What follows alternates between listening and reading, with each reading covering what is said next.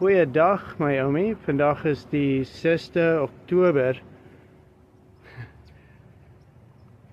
Dis heuning daarso. Maar ek hierdie week was 'n baie besige week. Sien wat ek hierso het, oomie? Ek het omtrent 3000 ponde van klei. En hierso het ek begin nou om my nuwe ding te bou.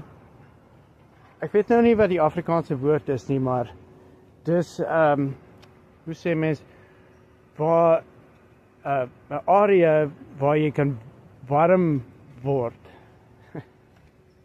Ja, okay, nou weet ek nie wat aangaan hierso met hierdie bye nie. Wat gaan hulle nou doen?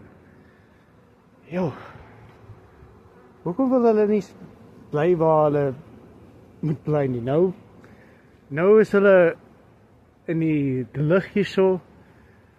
Ag, dit is altyd ietsie. Maar ek het baie op my plaat, oomie, maar ek wil net vir jou hallo gesê het en dat ek baie verlang na jou. Ek gaan ook 'n filter hierso maak. Ek gaan 2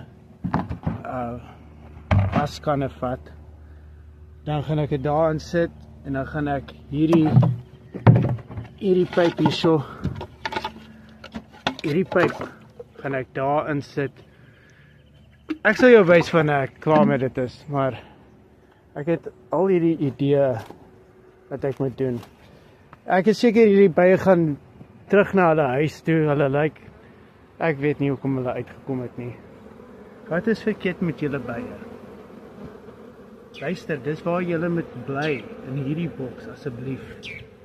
Tog. Ja, maar ons het baie bye verloor. Ek weet nie hoekom hulle nie wil hierso bly nie. Ek het verskriklike goeie huis vir hulle en alles, maar ja, dis wat ons doen, oomie. Dankie dat jy gekyk het. Maak dit 'n baie goeie dag. En asseblief sê vir my wanneer ek kan kom kuier hierso hierdie week asseblief. Ek is maar net 50 myl weg, oomie, en ek weet jou verjaarsdag kom op en ek wil seker maak dat ek kom kuier met jou. Ja. Ek het omtrent 10 projekte wat ek aan werk het dieselfde tyd.